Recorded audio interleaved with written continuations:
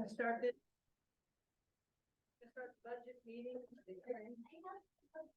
I'm calling that to order now. And if there's anyone who would like to speak on the budget meeting, come on up. I don't have any requests right now. Madam Chair, can we start with the pledge of allegiance, please? Oh, yeah, I'll do the pledge of allegiance. Join us. I pledge allegiance to the flag of the United States and to the republic for which it stands, one nation under God, indivisible, with liberty and justice for all. So, is there anyone who would like to speak to the budget? Jimmy? Evening, Director. Maybe. I was curious if there was any changes that were made to the budget since the budget committee adopted. That would be going for a proposal to you folks tonight for that. Keith? No, the budget is approved. That one? Awesome. No changes. Okay. Secondly, on Monday, I found out that the learning specialist at Malala River Academy will no longer be there, and we're gonna put a position as a half FTE, 0.5. I believe, since that's our only charter school we have in our district now, that is going to cripple their ability for students with disabilities to attend it, such as my son. I fought diligently for my son to go to charter school. I think it's an important tool. We need leaps and bounds in academics there. I hate to see us set them up to fail and set them up to discriminate against people just because we don't want to staff program that. I don't know if we can be creative or not, but I feel that if once it's a half FTE, students with disabilities are going to have a really hard time with enrollment. Thirdly, recently talks have been happening about getting turf at that football field. Yeah. And you guys gave directions to the superintendent to start looking at that. I would like to see security upgrades rather than turf at this point. While the thought is that security upgrades could happen with a bond, the bond is not guaranteed. Our construction excess taxes are guaranteed. And if we're going into a bond and then we put a turf project in, I believe that's sending the wrong message to the community about it's important. I would love to have turf, but I would also love to have more stability. On the turf, if we could get 1-to-1 matching with donation and money from us, I think that'd be fantastic. Short of that, I don't think that's the right time to do that. That's all I have on the bench. Okay. Thank you. Thank you. All right. Any other remarks for the budget? Okay, seeing none. We're gonna go ahead and close the budget and open up the regular business meeting. And the next one is for approval. Madam Chair, I mean, Yes, we're not following the agenda that I have. So after the call to order pledge of allegiance, the next thing I have on the agenda is approving the minutes for May 24th. Am I looking at the right oh, agenda? yeah, you're right. I'm sorry, I didn't see that. I'm looking at this hard copy here. This is from the Okay. budget meeting, and since I wasn't at that one. No, you're right. Okay. Okay, I need approval of the budget meeting. I move to Minutes. approve the minutes of the budget committee. Okay, it's been moved and seconded. Any comments or questions? Okay, hearing none. All those in favor, raise your right arm. 4. Abstain. You abstain. Okay, 4 approved, 1 abstention, and there are 0 opposed. Okay, now that's it, right? Okay, now we're moving into our regular business meeting. And I want to see if we want to approve the minutes for May 24th, 2023. Someone just. We just- Oh, that's one we just did. Okay, sorry, I'm totally not too much. We're on to 1B now. 1B, special recognition. Now, to declare the budget hearing open for public comment. I already did that. Sorry, I'm confusing that. Now we're here, especially. I'm in special recognition now. Tony Mann. You want to go ahead and do the special recognition? You bet. We have a couple of opportunities this evening, care of directors. The first is in relationship to, of course, I'm biased, but, human beings who dedicate their lives to children professionally. It's no small thing. I think there's plenty of noble professions. This is right at the top of the nobility that serves the future, and honoring our retirees is something we enjoy doing. And giving the board on to celebrate retirees. So each year we've had principals or our supervisors who have a retiree underneath their team, part of their team, speak a little bit about the retirees, and we have 3 retirees that are going to be recognized here this evening. I'm going to start actually with 2 retirees who were not able to be here this evening. And then we have 1 retiree who is able to be here this evening. The first of those is Marilyn Wilmers, and I believe, if I'm correct, Robin, that you've got something you would say about Marilyn. I know we have a written statement here as well. Would you like to read this, or do you want to speak to it? I'm happy to, do you want me to come up here or just, it's here, fine? Yeah, come on, yeah. So I'll speak on, good evening. Speak on behalf of Marilyn. So she worked for us for 4 years. She's unfortunately not here tonight. It's too bad that she can't be here, but I know she would love to be here. And she worked as our youth transition coordinator. So what she did was work with kids as early as middle school, high school, and then into transition. And she supported our students in sort of making that leap from school to the big bad world. And so she did a really lovely job for us. She'll be very missed. She has definitely offered to come back and support the person who will take her place. I think that, this will stay near and dear to her heart. And I think she kind of knew it was time to slow down a little bit, but I don't think she wants to be completely done with working with kids going forward. So we wish her a wonderful and restful and exciting retirement. And we'll try not to drag her out of it too often if we can help it. So. That's Marilyn. Thank you. The second of the 2 retirees who could not be here tonight, will be recognized by our principal, also Mr. Stearns.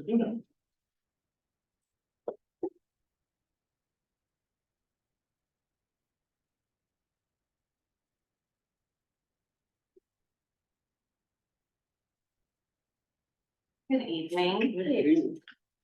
I had the distinct pleasure and privilege of working with Patty Ross this past year.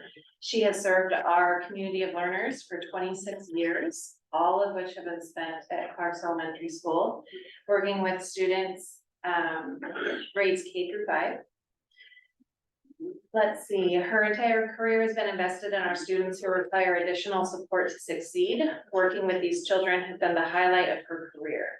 In retirement, she looks forward to traveling, doing what she wants when she wants, and volunteering / subbing when she is available. Patty is a person who has a gift for relating with children, is talented in her field in education, and is an inspiration to those who work with her. It has been an absolute honor to work with Patty. Our Clark's community will miss her. Thank you. Thank you.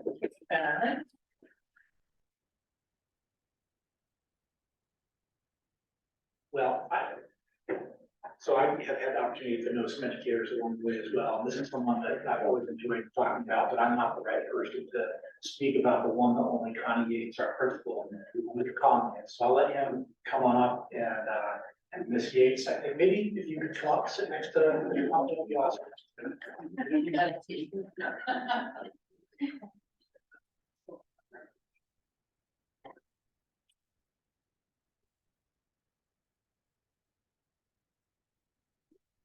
Yes. Good evening, directors. Connie won't be the only person who needs tissue. Because Connie is somebody who's, despite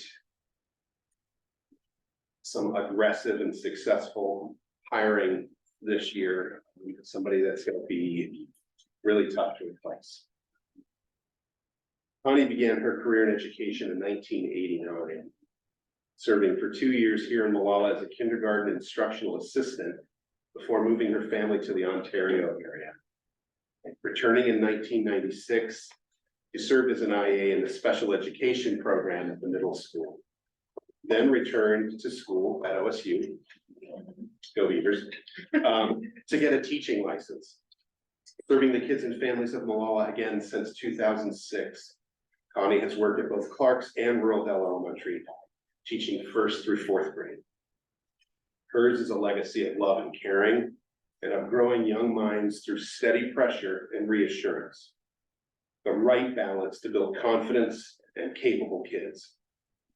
She is a mentor and a friend to all, and an anchor of certainty and of best practice during really challenging times. Connie is stepping away formally, but hints at frequent returns as a substitute and volunteer, and we'd be blessed to have her around as often as she's willing. We wish Connie the very best. Connie, thank you for your dedication to her.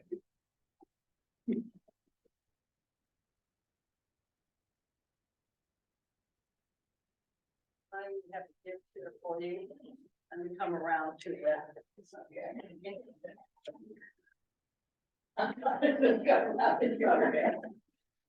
you so much. Just give us a hug. Can I get a picture really quick? Oh, yes. Oh, yes. Come on over here. Allison wanted one for the newsletter. Yeah. Here we go. Thank you.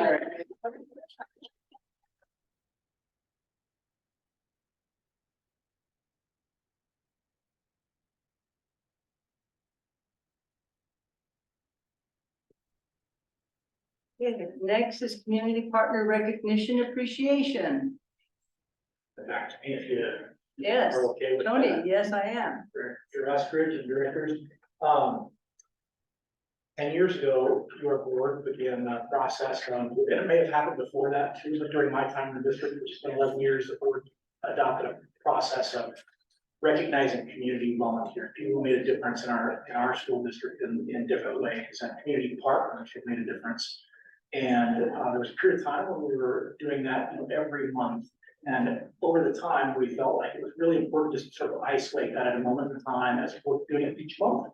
And so we've come around and done that about, I think, maybe once a year at this point. And it doesn't mean we can't do it more. But I'm really, really honored to be able to introduce someone that folks probably know, and then Linda may have some words to say too. Amy Morton is the president of the Orange and Black Boosters, and we got a chance to know her. Really, the first early conversation that she and I had were around 2 key partnership moments this last year. One of them was sort of a shared opportunity for the Malala School District and the Orange and Black Boosters to share a booth at the Celebrate Malala Days. We had a chance to be out there. With this last year, you know, we're on. Okay, you're four. Yeah. And we got a chance to enjoy each other's company out there. There was great music and a good time getting to know each other a little bit better. We'd only met each other in passing before that. What I've come to know of her more both directly observing, but also from the vice president, Dwight Mason, who serves on a number of your committees, is that the amount of time and love and care she's given to the boosters is sort of oftentimes behind the scenes, but an overwhelming amount of care. And I just know that it makes a difference in our kids' lives, and the board's leadership 5 years ago to develop the Ideal Athletic Program, mission, vision, just that partnership with youth athletics and boosters has been really important. And that's what I'm gonna say, but I think maybe our board chair on behalf of the board has some other things to say. There might be a photo op here. Yeah, well, without volunteers like you, we wouldn't get as much accomplished as we have. We really depend on you. Yeah, it's just incredible what you all do. So I just want to give you this gift here from the Malala River School District. Yes. This is you.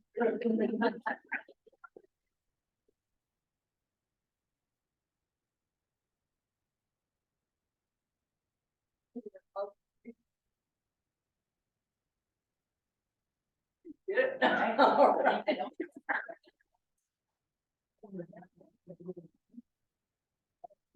He's also spent countless hours on our mission vision of the planning committee over the last 6 or 7 months too. So, thank you very much. All right, thank you.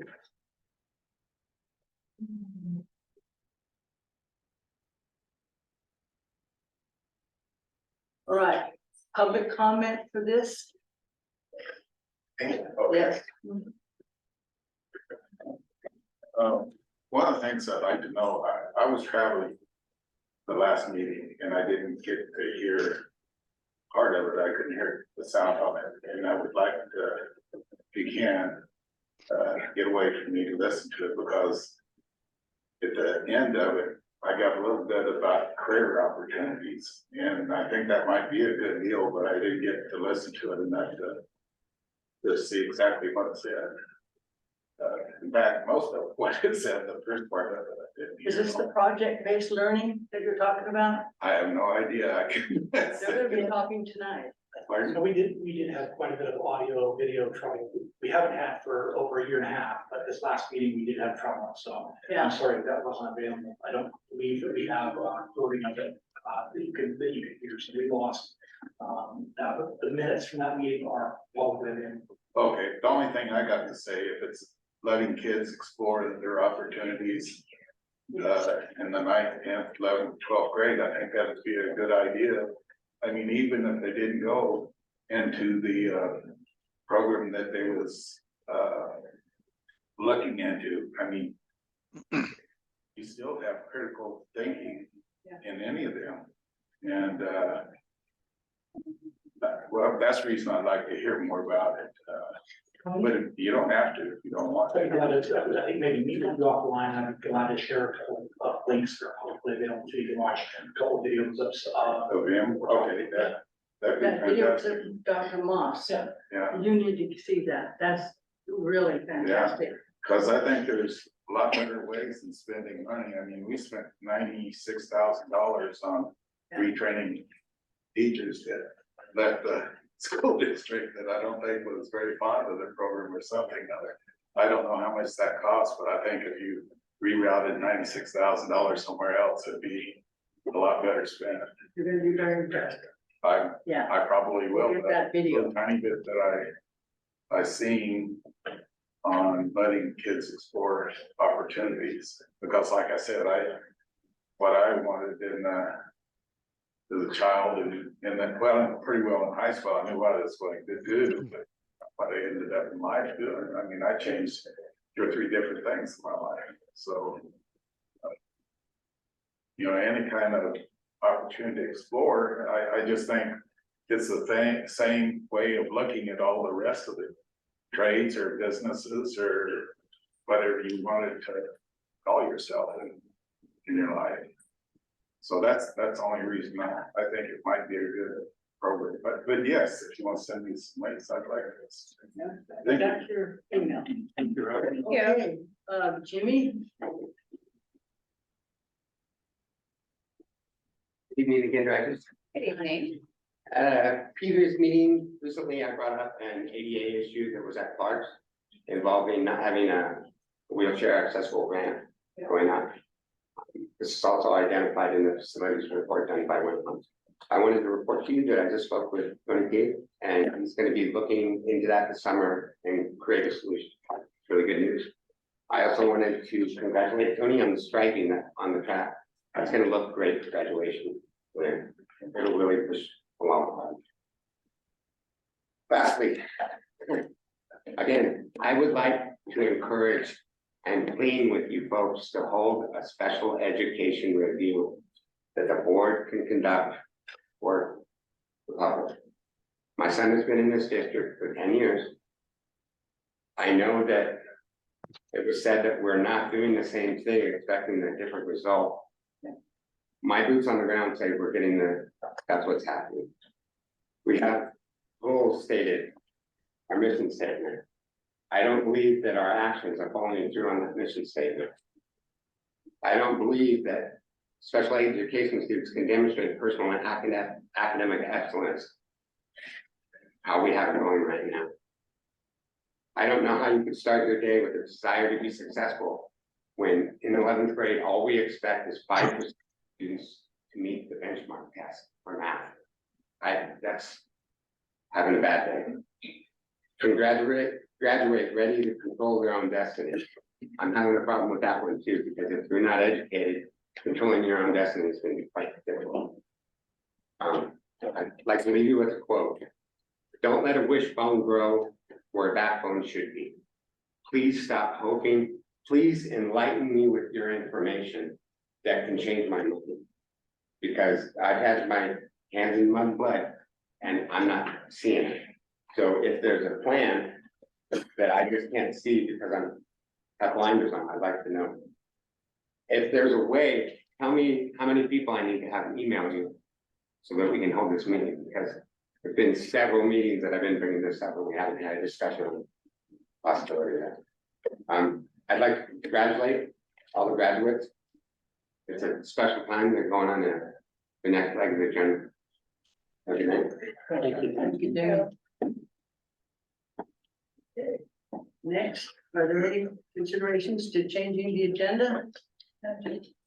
Yes, I would like to suggest moving the Sodexo presentation for the first item under info and discussion.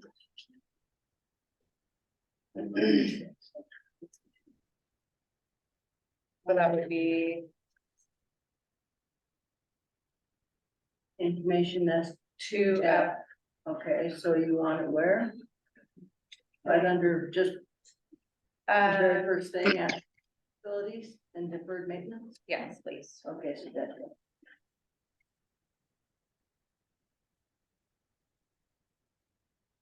I'll second that. Okay, we moved and seconded to change the Sodexo discussion to the information to F prior to facilities and deferred maintenance. Any other comments, questions? Okay, all those in favor, raise your right arm. Okay. 5 in favor, 0 opposed. No abstentions.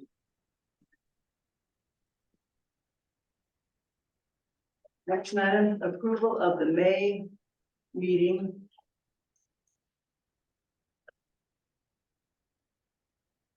Madam Chair, I'll move to approve. Second. It's been moved and seconded. Any questions or remarks? Okay, all those in favor, raise your right arm. Okay, it's approved 5. Anyone opposed? 0. 0 opposed, no abstentions. Okay, next. Approval of the work session meetings for May 25th. I'm trying to approve the minutes for the work session. Okay. No, we had another, there were 2 meetings. One was the regular business, and this is the work session. Okay, it's been moved and seconded. Any questions or comments? Okay, all those in favor, raise your right arm. Okay, it's unanimous. 0 opposed, no abstention. Personnel report. Madam Chair, I move that we approve the personnel report. Been moved and seconded. Any questions or comments? Okay, seeing none, raise your right arm. Okay, it's been approved 5-0. 0 opposed, no abstention. Business matter. Steve McConnell. That's the Sodexo. Yeah, oh. No, No, this is it's- appropriation. Appropriations resolution. Okay, 2 items on 2 different resolutions. One relates to 22-23, the current fiscal year. And that is the 22.23.0001. Basically, every year, we have to do kind of a cleanup within the funds so that we have a proper approval or a proper appropriation to spend. And so this moves money within the fund amongst the different functions. And so, for example, the high school success fund, we're basically taking money out of that support services and also the facilities or community services. Those are the amounts that you approved last year. Yeah. This resolution is just to change those appropriations to match the need current. Chief, do we need to read this? Then, or No, it's strictly. I just wanted to double check with you, that's what I heard. Yeah. But yeah, there's basically 4 funds, high school success, our miscellaneous community grants, the land lab and athletics. So there's just some small movements amongst the different functions to line up with where the current spend is gonna end. So, So we need to make a motion to approve this resolution, okay? I move that we approve resolution 2022.23.0001. The increase in appropriation Yeah. for unanticipated expenditures? Yeah. Okay, I need a second. Also, Okay, it's been moved and seconded. Any comments or questions? Seeing none? All those in favor, raise your right arm. Okay, it's unanimous, and 0 opposed, no abstention. Thank you, and then the next one is something we need to read in. And who's reading that in? The next resolution, I've been, you've been nominated. no, yeah, You've been nominated. It's all yours. okay. Resolution 2022.23.0002. Adopting the budget, making appropriations, imposing and categorizing the tax for the 2023-2024 fiscal year. Adopting the budget.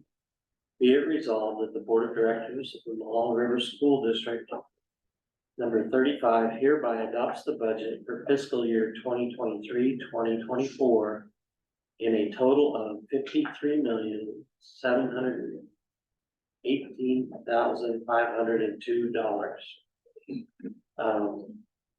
Be it further resolved that the amounts for the fiscal year beginning July 1st, 2023, and for the purposes shown below are hereby appropriated. The general fund, 1,000 instruction, is 19,000 or $19,044,001. Account 2,000 support services is $15,343,842. Account 5,200 transfers $747,284. Account 6110, the contingency, is $250,000, for a total in general fund of $35,385,127. Federal grants fund. Account 1,000 instruction is $1,566,533. Account 2,000 support services, $1,039,590. Account 3,000 community services, $10,358. And a total for federal grants fund of $2,616,481. Student Investment Act. Account 1,000 instruction, $1,433,767. Account 2,000 support services, $634,588. Account 3,000 community services, $28,500, for a total of $2,096,855. High school success, M98. In account 1,000 instruction, $407,611. In account 2,000 support services, $237,614. For a total of $645,225. Miscellaneous state funded grants. In account 1,000 instruction, $241,958. Account 2,000, support services, $52,856. In total of $294,814. E-rate. In account 2,000, support services, $95,000. Total, $95,000. Student activities fund. In account 1,000, instruction, $480,000, for a total of $480,000. Miscellaneous community grants. In account 1,000, instruction, $73,000. In account 2,000, support services, $25,000. In account 3,000, community services, $2,000, for a total of $100,000. Mola High School athletics. In account 1,000, instruction, $706,711. In account 2,000, support services, $50,000. In account 4,000, facilities, acquisition and construction, $15,000. For a total of $771,711. Malala High School Land Lab. 1,000, instruction, $307,351. In account 2,000, support services, $70,354. For a total of $377,705. Public purpose energy. Account 4,000, facilities, acquisitions and construction, $146,268, for a total of $146,268. Food service fund. Account 3,000, enterprise, $1,476,000. Total of $1,476,000, for a total of $1,476,000. Pension obligation bonds. Account 5,100, debt service, $2,644,380. Account 6,110, contingency, $840,972, for a total of $3,485,352. Capital reserve. In account 2,000, support services, $145,000. In account 4,000, facilities, acquisition and construction, $267,448. $267,448, for a total of $412,448. Capital construction. Account 2,000, support services, $50,000.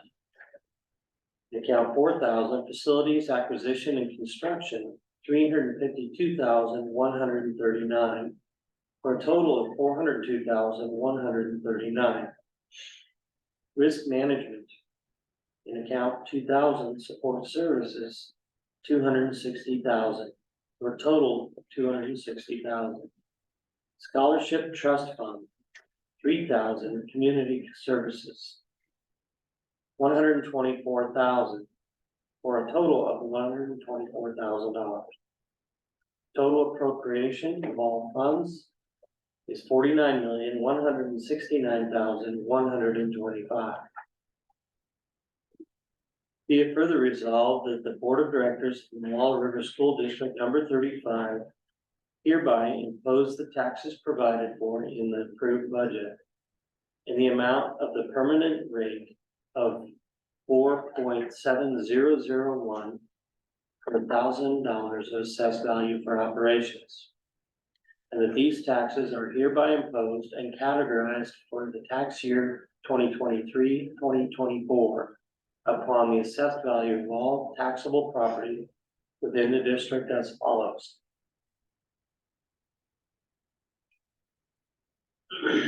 Education limited. Oh, General fund, education limitation, 4.7001 per thousand.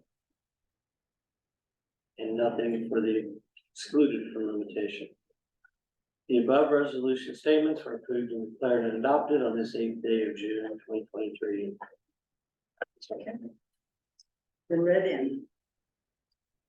So it is so moved. Okay, so any questions or comments on any of this? It's been moved, I'll second it. It's been moved, it's seconded. Okay, all those in favor, raise your right arm. Okay, it's approved, 5 and no oppositions and no abstentions. Next is information and discussion. One of these, we're gonna go to Sedetco, right? That, yes, I'd okay. like to introduce Antonia. Okay, Antonia, yes. He is our food service director. Okay, and John did, couldn't. I believe John C. He's. I'm here today. Hi, can you hear me?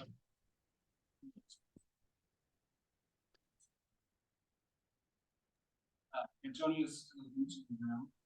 She's still a business.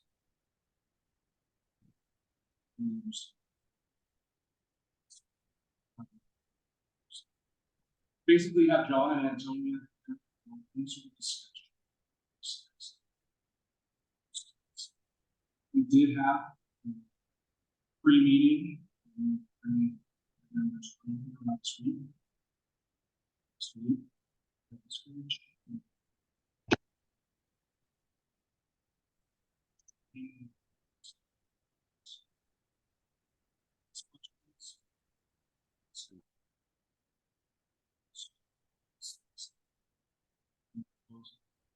Tonight, we will listen to students.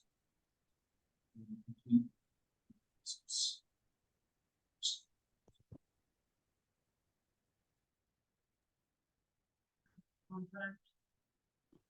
Any questions on that?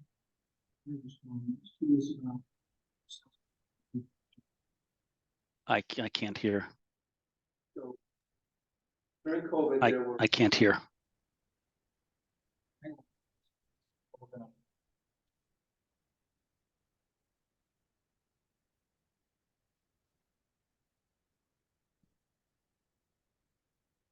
Check 1, 2. I can't hear you. I'm just letting you know I cannot hear anybody. Are you on mute? We can hear him. Are we on mute? Are we on our computers on mute? That's actually from our end. Give the ability to text him, Kate, just to check in on them. Yeah.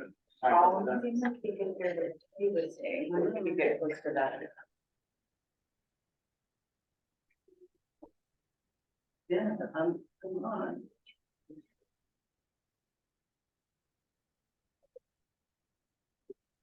I'm up at 100%.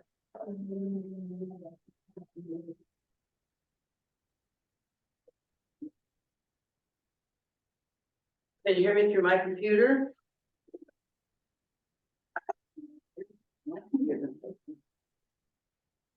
You're not in the meeting, Linda. Oh, I can barely hear you. You're very, I mean, I can barely make anything out, and I've got my speakers and everything on high. I could hear you fine up until this portion of the meeting, but I cannot, I can barely hear you, and I'm very sorry. It seems to be able to hear.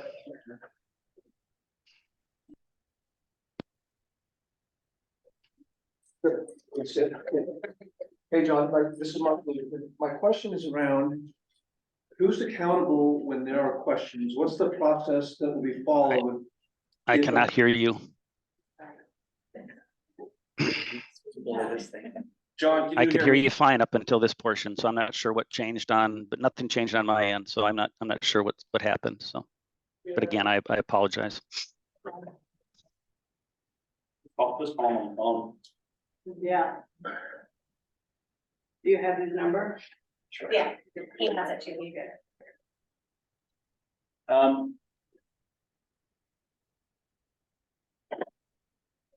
Look at that. Keith? You can hear me, right? Hey, John, go ahead. I- I've got you on speaker. Can you hear me okay? Yeah, okay. Mark Luke has a question, and so I'm gonna hand my phone over to him. So my question might be for either the Malala staff or Sodexo. I don't know where this belongs. But if and when there are concerns from the community about the quality of food or the safety of food, I didn't see anything about that in the contract. So what will the process be? Who is ultimately accountable for quality issues with food, quality and safety issues? Well, ultimately, on site, Antonia is your on-site food service director, so she's responsible for ensuring those things are happening. And then my responsibility to make sure that she's following up on those things as well. But typically in a contract, there's verbiage that says if the standard isn't met, here's the remedy.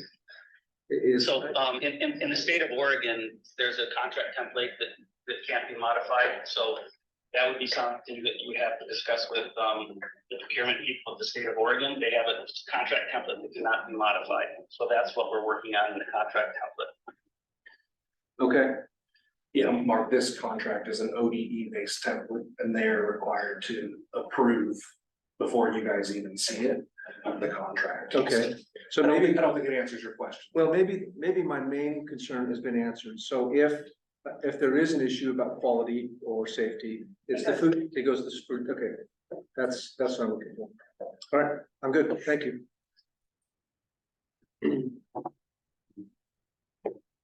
Any other? And then just procedurally, if you have him on mute, we'll be able to hear him better in the room when he's responding.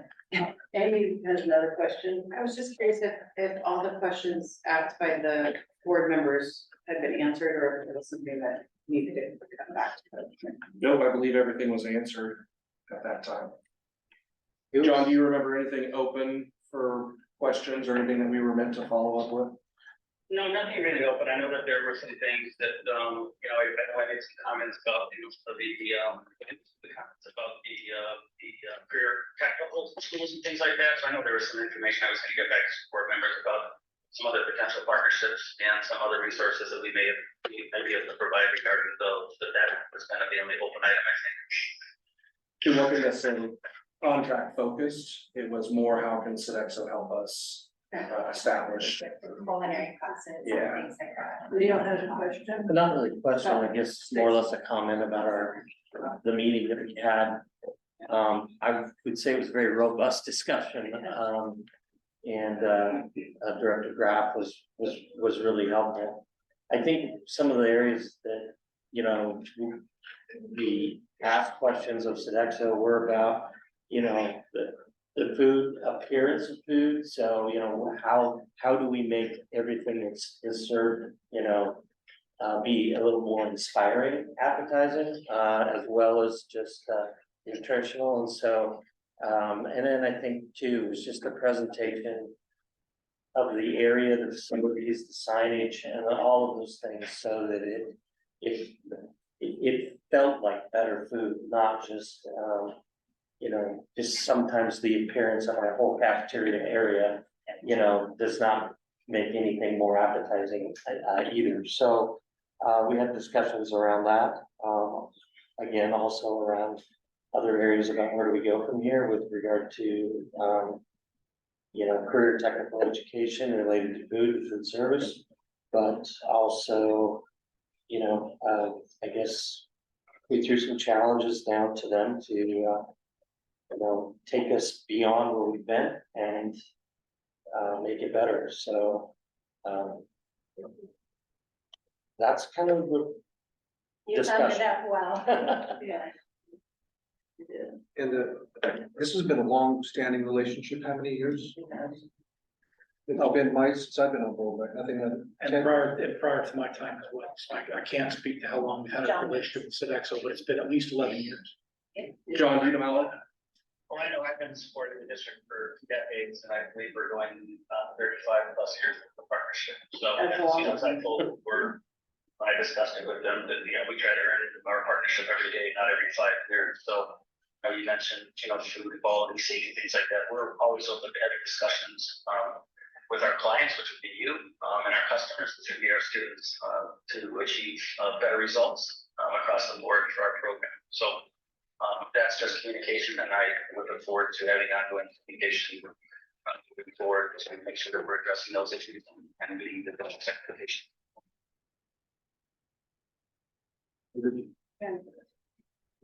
The biggest complaint I had was that they only offer 1% for skim milk. And I will not drink that. All the tea in China, and I'm just wondering how many kids refuse to drink that milk, and all they have left to select is chocolate milk, which I don't see how they consider chocolate milk better than 2% milk or whole milk. So, and then we talked about classes that could be afforded to children, for a culinary experience, the Iron Chef Throwdown type thing, and fine dining etiquette type of experience that I saw when I first got elected in 2011. I experienced fine dining thing, and that was in Malino, and that was so cool. When the kids just really enjoyed it, it was just such an eye opener. Yeah, it's a very exciting program. We're very excited to bring it back to COVID slowed us down on a lot of those things, and my predecessor didn't get a chance to do it her last couple of years, but I'm very excited to bring it next year. Yeah, that'd be really nice. And then we talked about, the vertical gardens that you have in some schools and some other things that you managed to get kids interested in at other schools. And I'd love to see that come back here. So that was nice. We need a motion from us tonight. Yes, sir. Don't we need a motion Yeah. tonight? Yes. Yeah. Yeah. And Chair, I'll move that we accept or adopt the contract as presented for Sodexo. Second. Been moved and seconded. Any other questions or comments? Seeing none, raise your right arm to approve it. Okay, it's unanimous, 5 approved, 0 opposed, no abstention. Thank you for your time. Thank you. Thank you. Thanks. Thank you guys, I appreciate it. All right, thank you, John. Sorry about the hearing. All right, thanks, John. Next one, facilities and deferred maintenance. Is Tony here? Tony Channel? I thought I saw him. There you are, Tony. You're up.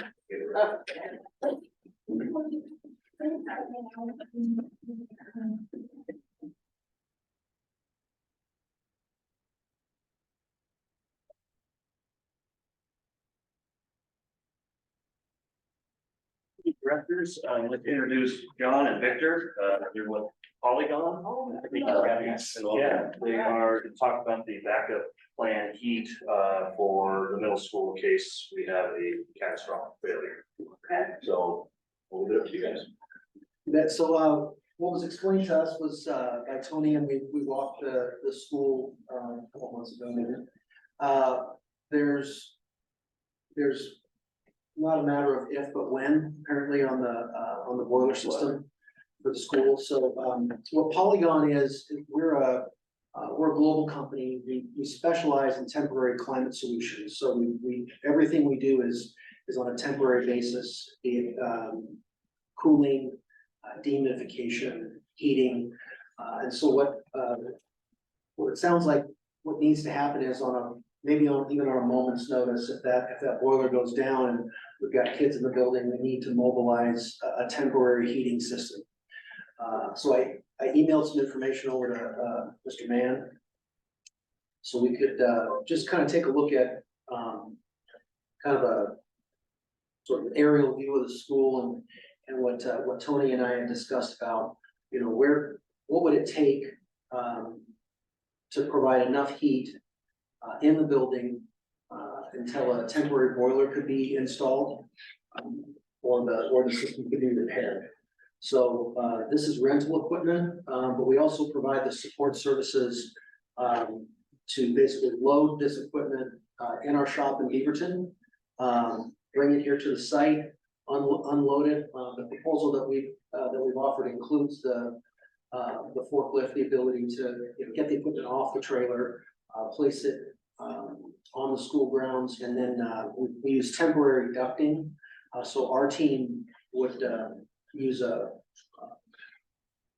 penetration, basically a spot, maybe a window or someplace where Tony and his guys could just give us sort of a plywood access into the building, and then we install other ducting inside the building. We hang that overhead. I don't know if you've ever seen a construction site or temporary ducting with that clear sort of lay flat. We call it lay flat.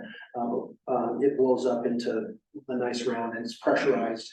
And so that distributes the heated air throughout the building. Not a complicated concept, but it would, the equipment needs 208 volt 3-phase power, and then it needs a fuel source. So Tony has a relationship with the propane company down the street, so they would provide a propane tank, be one tank for each of these blue heaters. We call these a Campbell 1000. These are a 1 million BTU per hour indirect fire heating system. So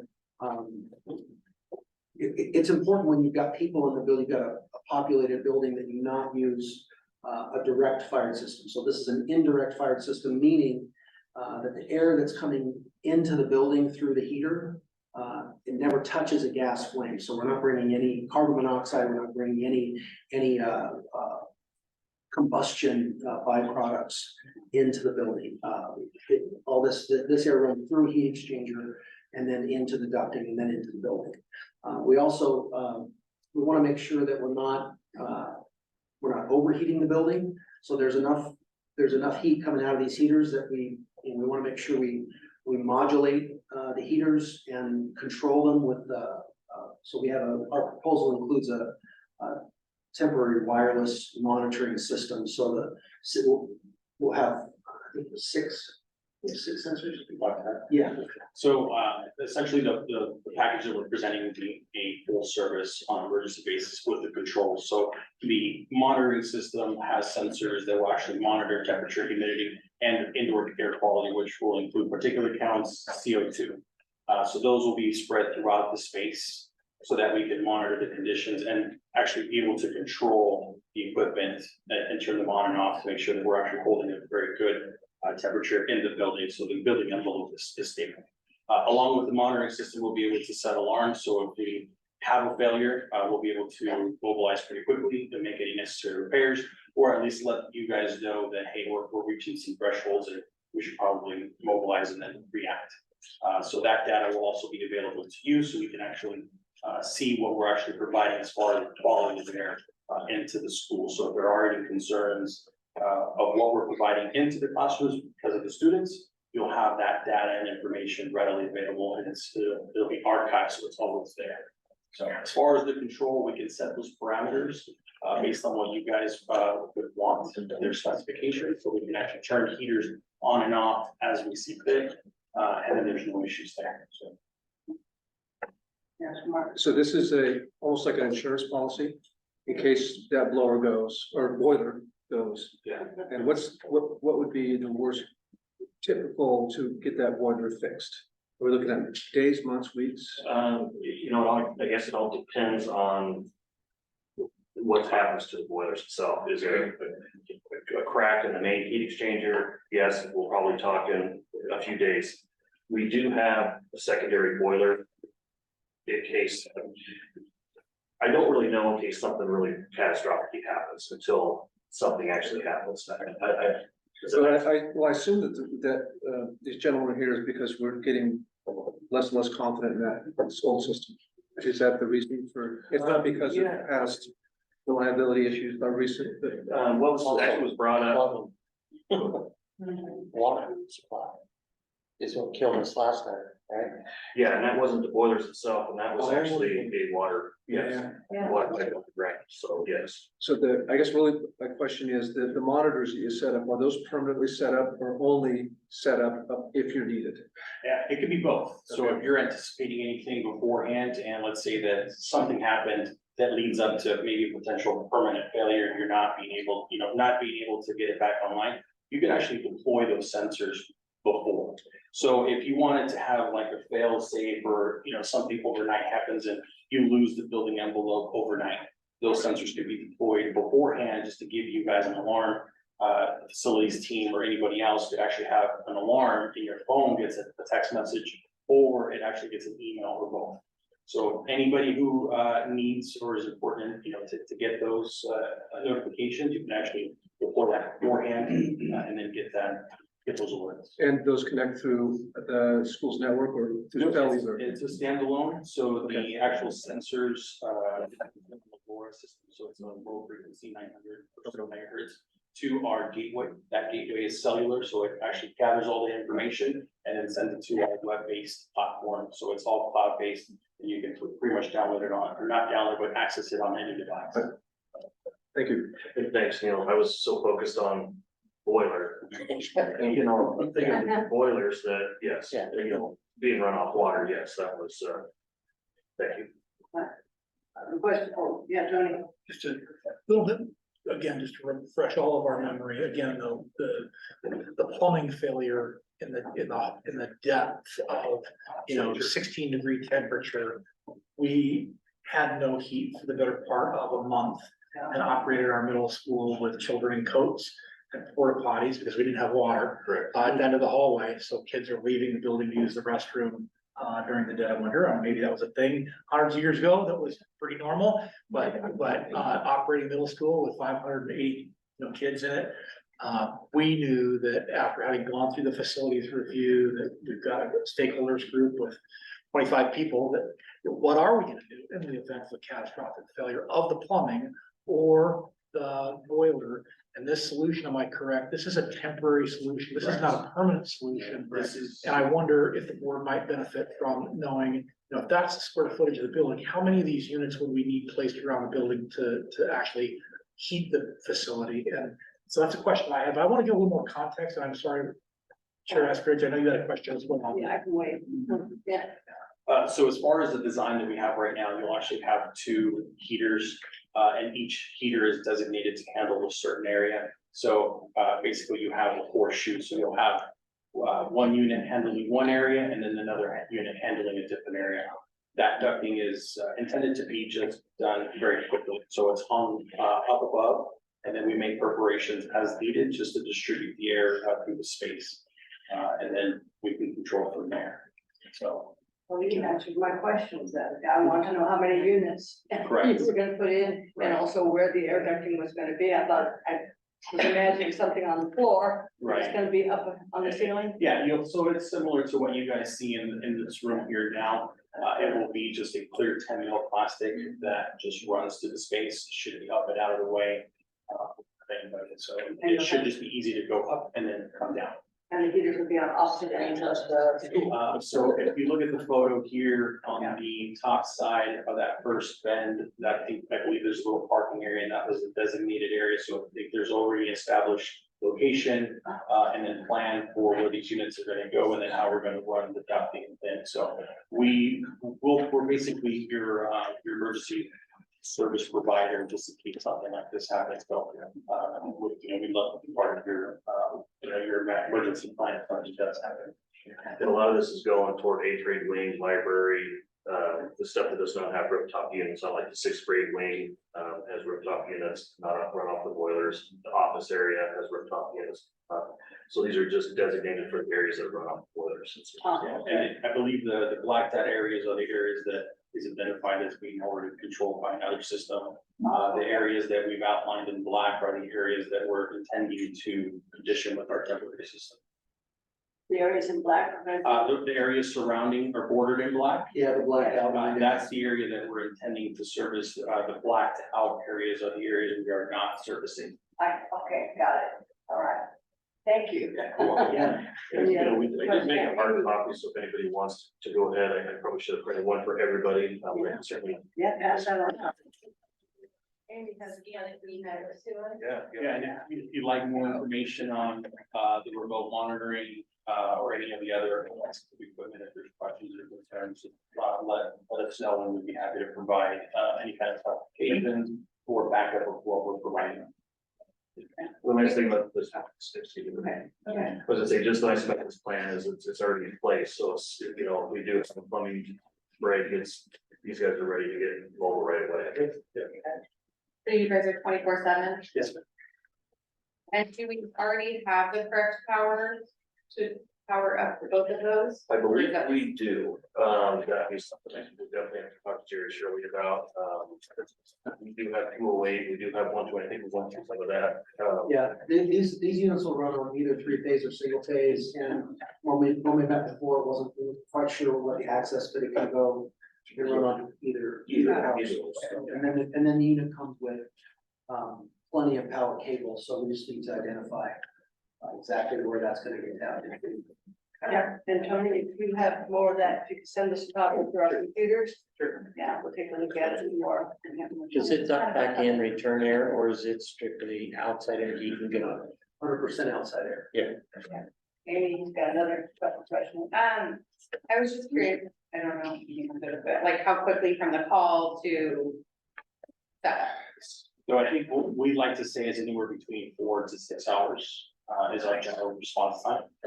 Just depending on, if it's dead of winter and it's gonna be difficult to get out of the city.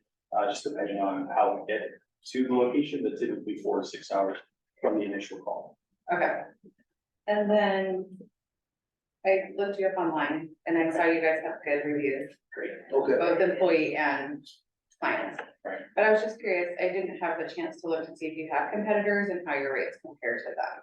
So we do have competitors, just in our line of business, there are other vendors that are out there. Where we are different is we are technical climate control folks. So we don't just look at a building and provide you whatever you think you need, or we just don't throw things out there. We actually look at your structure, we look at the 100-year ASHRAE weather data to look at what you guys are experiencing. And then we'll actually look at building envelope and then size and engineer an amount of BTU and CFM, just like your mechanical contractor would to provide you a permanent system. So we align ourselves more with the technical company, which if you look at it that way, there's really not many. So as far as an equipment rental company, there are plenty.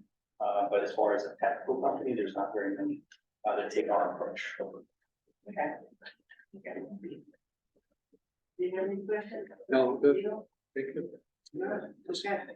Thank you so much for all. So the team, creating a plan, it was awesome. Yeah, looking forward to helping support you folks, so. Yeah, thanks so much. Thank you. Don, you're gonna get superb maintenance. Thank you so much.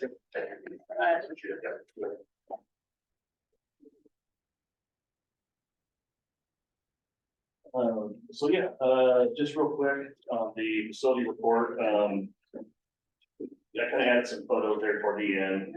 Of course, we got the graduation coming up on Saturday. Our team went and washed the stadium down, the bleachers down. Lance and I actually got up and as you can see on some of these light fixtures on the outside of the stadium, we have some birds that like to hang out on a couple of fixtures and anyway, you get the picture. So we got the outside of the stadium clean, inside of the stadium clean, graduation. Again, as Jimmy said, we got the track restriped. It was well overdue. So we had some money towards the end of this year to get that completed. Rural Del Rough, we completed the last section of Rural Del Rough. I know some of you guys have probably drove by and saw half of it done for about a week. It was supposed to be a one-day job. The guys that tore off the one side of the roof got anxious and started tearing the back side off that we replaced 8 years ago. So now we got a new roof on the back side, so we got a 2-for-1 deal on it. So it's so they had to order more material during the week and they finished it up on Saturday. So at least the roof at Rural Del is 100% complete with gutters, so that was a nice feel. Again, the last photo, you can see the boiler breakdown at the middle school, something we do every spring. We have to open it up for inspections. We go through every tube with flashlights, making sure there's no cracks. We do have one crack in one of the boilers that we have Tom Stevens from Escapade coming out to do a little bit of welding for us. Again, then we have an inspector come in and does all of our inspections. We replace all the gaskets. So it's quite extensive, but just kind of gives you an overview of what it looks like inside those boilers. So Just one question. That was just 8 years ago, the entire roof was replaced at Riverdale, right? No, just that back section on the north building. Okay, We did, so- we did the south building, I'm thinking my timing, maybe 3 years ago, the south part. The north part we had done prior, except for that one side section. We had some valley issues on the front. Cause I couldn't believe the damage to that roof, and I thought, didn't we just get through doing that? Yeah, so that section was the last section it wasn't leaking, there was, we didn't have enough money in the budget to fix. So we didn't. Yeah, so we did what's that? We didn't fix it the first time, right? You're saying we just Well, did we- one half of the roof? We had roofed the first part of the north building. Yeah. Money, actually, it was, the valleys were leaking, so we replaced that one whole side of the north building. Oh, just one The side. one side was fine. That was again, we started seeing some leakage, when we were up there doing some office repair, we started feeling a little bit of softness in it. So we decided, with the money that we had left over with this budget, we finished it off. It was actually something we were gonna do this summer, but we squeezed it in before the next budget cycle.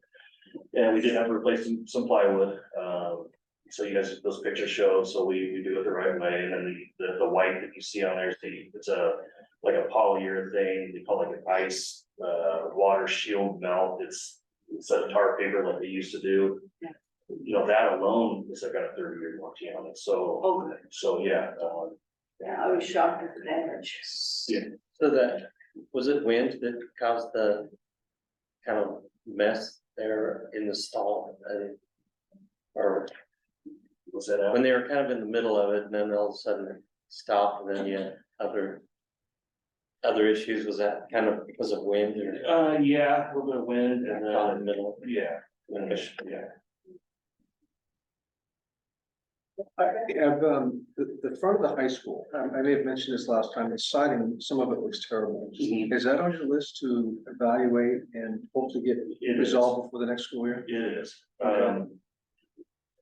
That's a lot. So with the budget cycle I have this year, it's something we're definitely looking into. We've got some siding issues in Malino we're taking care of too on the north end. Okay. Yeah, I wish I had an explanation or a budget that's, but yeah, it definitely, there's some sections that need to be replaced. I guess those would both be examples of things I'd like to see in what we call our backlog. Like we've identified these needs, we don't have the budget, here's our backlog. Because that's one thing that the board might be able to do to help free up the resources we need. So that's, if maybe we could think about maybe it's something almost a strategic view. Now, I know we had talked about like a whole, like a property management view, of soup to nuts, here's everything that has to be maintained, and here's the useful life of each thing. So in 10 years, we can expect to have to do the siding again. There's something more along that line. The comprehensive, do you mind if I respond to the question? So, or the comment? The long range facility planning that's been done by the community CBAC, what does CBAC stand for again, right? So Community Bond Advisory Council. Part of the work that Winnehaw did with and for us is we gave a broad overview of that for the board, I think 2.5 months ago. We could come back with a deeper look.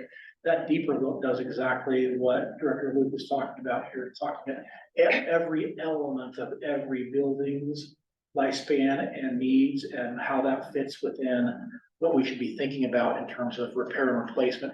All of that analysis has been done. I think a good question for Tony in terms of his priorities for 1 year in time, choosing from all of those that are in there with the resources that we have. I'm hearing you say, and I would agree that, the high school is a flagship in our community.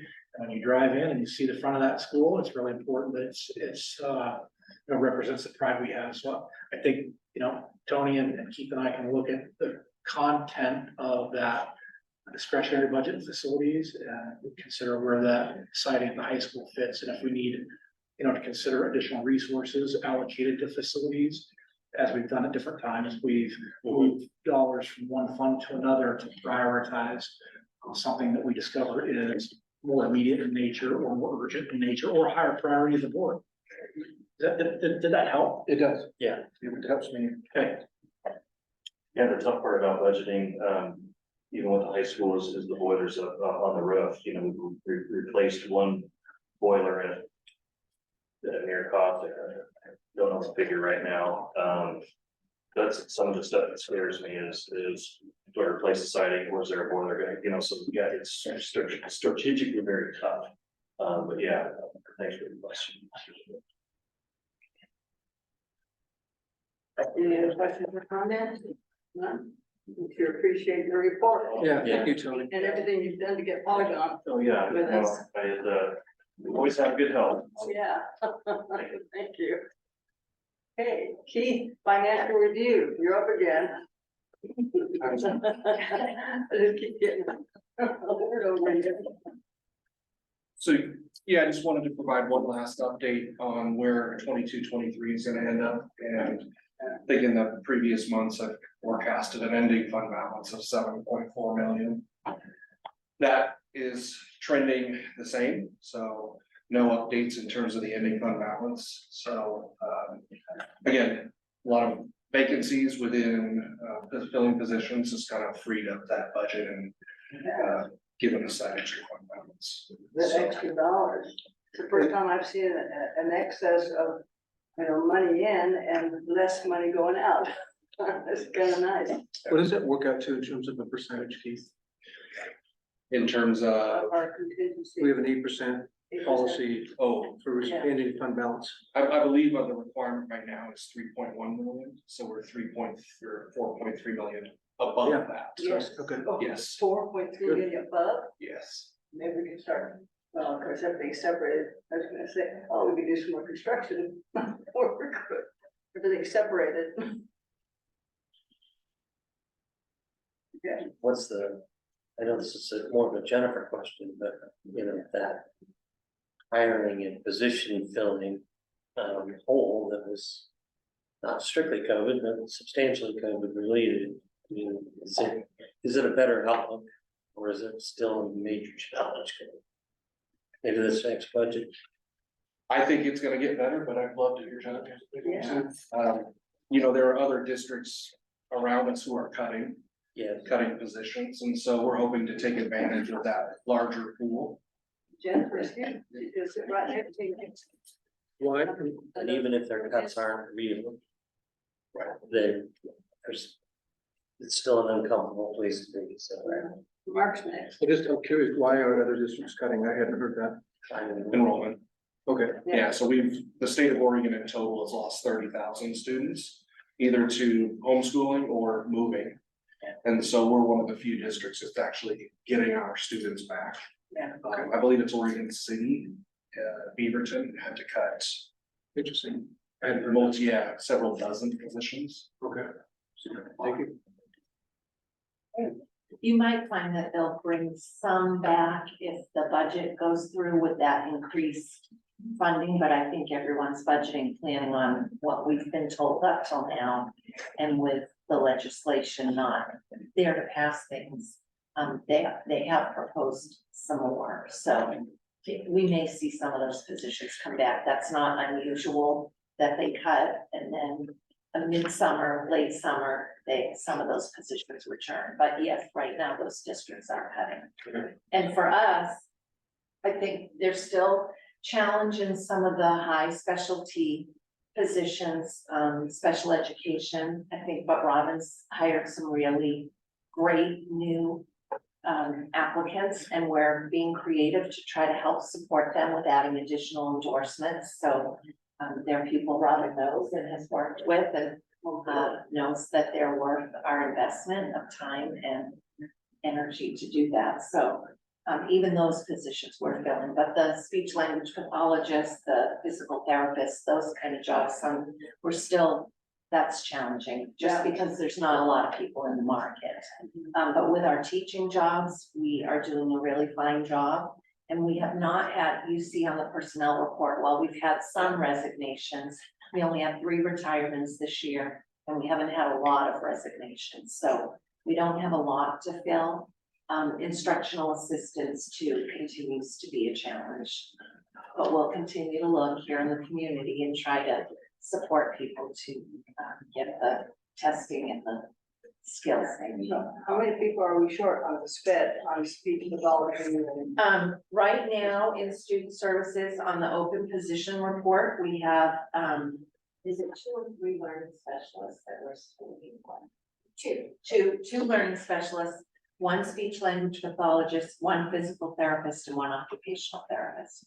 And the speech, physical therapist, and occupational, we can contract those out. It's our preference to have our own employees, but we are able to find those people through agencies. We just always like to build them ourselves if we can. We have kids in need that aren't getting those because we're not wanting to contract out, like. No, we are contracting out right now. But every year that those things that we did contract out, we always try to post again and try to fill them again ourselves. And if we're unable to, then we'll sign contracts with outside agencies. Thank you. Appreciate it. Thank you. Appreciate it, thank you. Okay, next is teaching and learning. Yeah, Chair, that's great, the directors, for this particular month, I, wanted to really just focus in on one element, and Director French and Director Chauvin I talked about. You have their reports, I think, along the way every month, so if there are questions related to other topics than the one that's here, I'm sure they'll be glad to answer. The one piece that I wanted to come back to tonight, is regarding the tool that was introduced to you, I believe it was your work session last month, defined learning, as you recall from that and from your board packet this evening. That's a tool that will help move our district to really move from satisfactory in the way that we attend the Division 22 standards for career education and move us to the front of the pack. I think that what is there is a beautiful tool. Like all the tools we provide to teachers, some teachers may choose to dive deep and attend to these in other ways. This is not a newly adopted curriculum that we're requiring all teachers to jump into next year, but we're bringing it in, making it available to all teachers.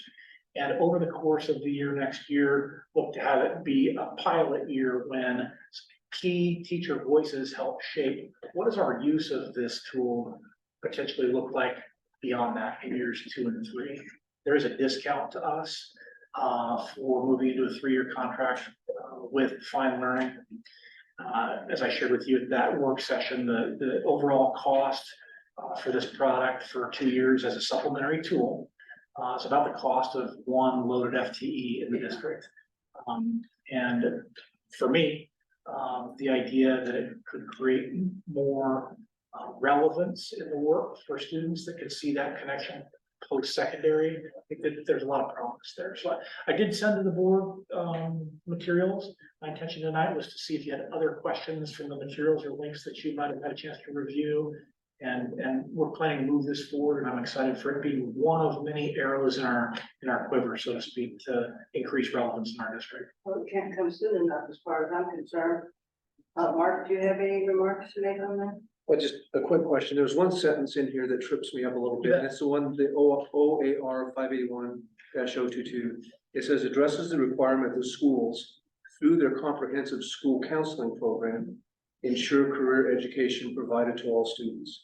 And I hear counseling and then providing education. So what is the tool going to do? Is it to help map student needs to career training opportunities, or? That's what I'm getting wrapped up in. Excellent question, and this is sort of my own assessment of this OAR, which I think has been in place in state administrative rules for decades. Yep. And really, there may have been a point in time. I remember when I was in school, right, a counselor would come talk with students. We'd have a 3 or 4 days related to career exploration. We might have a career fair with a 3-day window. I took an assessment about what my interests might align me with. I remember being working in forestry, or those were the things that my interests, and it was helpful, but it was one moment in time, and it was something that the counselor would have rotated from classroom to classroom to do, with all of the children in that elementary school, or all the kids in that middle school. The work of counselors has become quite a bit more complex than it might have been in those days, and to expect our comprehensive counseling program to do all that they do and bring in an opportunity for kids to be able to see relevant visions for themselves in a world past post-secondary, past graduation. And begin to see those opportunities and pathways early on is a place we think, again, relevance is part of what gives a reason, for a kid a child to want to come to school. Not just because of, that math test that they're gonna take, that support, we still need to be assessing skills. But the relevance piece is, I think this is an exciting tool. I jabbered too much there, No, Mark. you absolutely answered my question. So it's a visioning tool. Yeah. As opposed to coming up with new curriculum like trade instruction. Right. And that's, It's about visioning, and it's also about applying skills learned in a core subject area in a really relevant way. And I think one of the examples she might have shared is one that stood out for me. Did she show the one about linear equations and mathematics and airplanes and the task and kids visualizing themselves in different roles, whether that's in the sales pitch to the board on which airplane they should design and build, or the scientific team that built the graphs and charts on the linear equations or about which plane flew the furthest, the fastest, or the longest, right? I think that's the kind of inspiring work that I know our teachers are working to do every day. And designing those units, every unit to have that, having this tool in your quiver as an option to bring in, I think will help teachers at a level of relevance to learning that it's just not possible without the, technology. Yep. All right, thank you. More interactive vision board. Because you're interacting with it, you're actually thinking in something that could possibly be a career for you. Well, you're seeing the reason why you're taking mathematics or why you have to learn to read. You can do these things. It's incredibly important, and it really puts it down where you really know that you're going to school for a good reason. Yeah. You're gonna actually have a career that's gonna make you some money down the road, or something that you're gonna love. That's even more important. Right. To get into a profession that you love. Right. I agree. Yeah. What is the cost? I mean, I know you said it, the same as the teachers. Position, but what is the number? Yeah, and TE over 3 years. what I'm gonna give you is a round figure. Again, keep in mind, this is a fully loaded for maybe a more senior teacher, somewhere 2/3 of the way through a career. About $125,000 total for 3 years. Yeah. That's good. Keep in mind, a teacher isn't gonna net, $125,000, but the cost of an FTE is about that fully loaded for us. You have that video on our website, the one with Dr. Moss explaining the project-based learning? That is such an inspiring video. If you could put that on our website so people can just kind of look at it right from the website. I think that would be great. Good to know, and I think any way we can communicate to the public that we're making our work relevant with students. That was one of the pieces we heard from our State of the District poll, was our public saying, we'd like to see our local public schools do a more clear pathway, using the wrong language here, but make it really clear what the relevance is beyond graduation for this work we get to do with every day with kids, so. And isn't she coming to that TED Talk here in Malala that's coming when, what month? So I think Chair Eskridge and I have had some conversations about one of the individuals who presented at that work session. Dr. Moss was only able to do it by a video recording. But as we begin to look towards this, I think you recall that we would be the first full district to move this forward in Oregon. There are other districts, across the country. And I think I'm excited to be on the front edge of this. And so Dr. Moss would come and help us orient our year next year as a speaker with our staff. So, Okay. yeah. Anything else? Okay, I'm good. Let me know if you have any questions that do come up if you're digging back in there. I'll be glad to answer. One suggestion Yes. is when negotiating, instead of signing off on a 3-year commitment, ask them for a concept period. Try it for a semester. If the staff gives you a thumbs up, then go forward. There's always some risk to adoption. And you don't want to be, if they're confident in their product, they will jump at a chance to do it before that big. Mark, what was the remark you made? So instead of purchasing SaaS software for a 3-year commitment, Yeah. ask for a proof of concept period. So for a small price, give it to us for 6 months. Yeah. If we give a thumbs up, then we'll commit to the 3 years. Okay. As opposed to, and if they're confident in their product, both companies will do that. And it helps to mitigate risk. I appreciate the nudge and part of our vetting was hearing from other districts their experience. And yet, just when it comes to contract, negotiation, we've not signed a contract with Define Learning as yet. So we're sort of talking conceptually about what might be possible. And I think that idea of a concept, proof of concept is something I'll explore with their contact. Now it's superintendent report. I'll keep this brief, just a couple things that might be on people's minds. First, the board all received the email and a text message, I think I don't remember, it was late. Monday night, Tuesday night, it's been a long week. We did have an incident at our high school, with a large gas leak. Just a compliment, head nod to the city, we had city folks come by from city maintenance, just checking in on us. Police were on site, fire was on site, working with our facilities point that evening, Lance, Enzi. And I'm just really awfully grateful that it didn't turn out in terms of what it could be, a gas leak of that size, was very threatening. And I'm grateful that our kids and everyone was safe, no one was hurt. I'm also really pleased with the work that our facilities team did. Northwest Natural Gas, phenomenal. They were on site. I was here that evening for a bit, talking with them and working to make the decision about whether or not we could do school that next day. And I think they were consummate communicators and professional in their work with us. Tony got the gas back on at the high school on Wednesday. Looks like he stepped out. But we've got the gas back up and running, and the unit, the head unit of this and the meter, originally when the high school was built, was in an odd area. It's right in the middle of the parking lot. And it was gated in, it was fenced in, but what was not in place were very clear concrete bollards to prevent that from ever happening. And so we're gonna have in place concrete bollards surrounding that gas head in the coming days. Do we have signs saying what this is? Is there a sign saying there's a gas main here? I don't believe we've labeled it as a gas main. Is it a hazard? It's not a hazard on a daily basis. And I don't think we have an obligation to notice it, but I think getting those bollards in place will give me. I think code requires it now. Requires it to be noticed? Okay, great. Oh, no, ballots. But not a sign?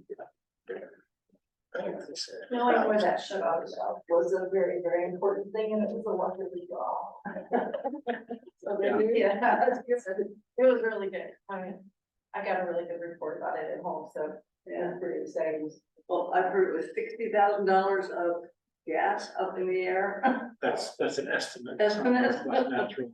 And I was not there to observe this, but I just do want to give a shout out again to our first responders, because Northwest Natural is on site, Lance NC from our facilities department's on site, law enforcement and fire, and they're all digging like nobody's business to find the shut-off valve head as Lance is running with and I just appreciate first responders being there. It was not necessarily a safe place for anybody to be at that moment.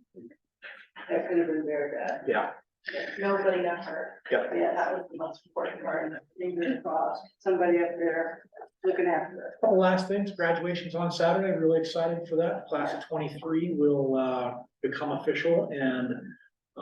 I know board members were able to be there, will all participate as you've done in the past in handing out those diplomas and it'll start at 1 at Hackard Field. And I think I'll stop there, I don't have any more to report this evening unless you have other questions on other topics. Okay, now forward comment, anybody have a comment? Any, I just wanted to say thank you to Neil for reading all that. thank you, Neil. Good practice. Yeah, it's right. Rural education. Mark, Are you gonna be there Saturday for the oh, graduation? absolutely, I wouldn't miss You'll it. be there? I'll be out of state. Okay. Amy, you're gonna be there, right? Yeah, so you and me, yeah, Maybe Mitch. and Mitch is definitely coming. Yeah. All right, good. And is Greg gonna I make think it Craig was back? planning on it, but he had some questions, Yeah, care of his family, so. I cannot be there, I apologize. so I want to I'm wish just getting Greg my orders today, so. and his family all the well wishes I can, because his mom and dad are in poor health, and that's why he's where he's at right Oh, now. I He's didn't gonna know try that. and bring them back so he can have closer access to them and put them in a facility, Okay, so he can help them out more. okay. That's the only comment I've got. Amy, you got anything, Karen? So we're all good, all righty. good. Upcoming meetings, June 22nd, work session district, July 13th, business meetings district. Okay, need a motion. Good job. Go to Jerry. Second. They moved to second, and all those in favor, raise my arm. Okay, it's unanimous. Every once in a while, you should be left arm, just to make sure you're paying attention. Okay. We're not sitting on the stage. Yeah. Let's get from awake now that the meeting's almost over. I gotta fucking start. Meeting.